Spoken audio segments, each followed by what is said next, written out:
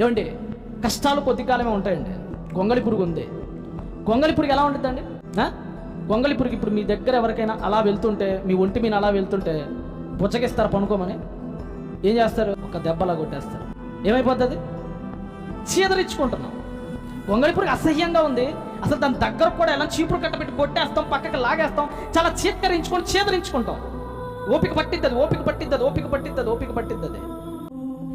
ప్రతిదానికి ఓ సమయం ఉంది. దానికి కూడా ఒక సమయం ఉంది.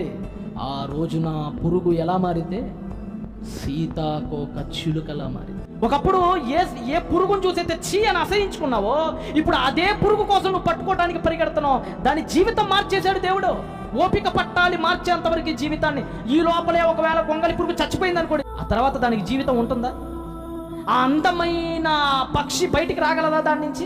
ఓపిక, సహనం, ఓర్పు చాలా అవసరం.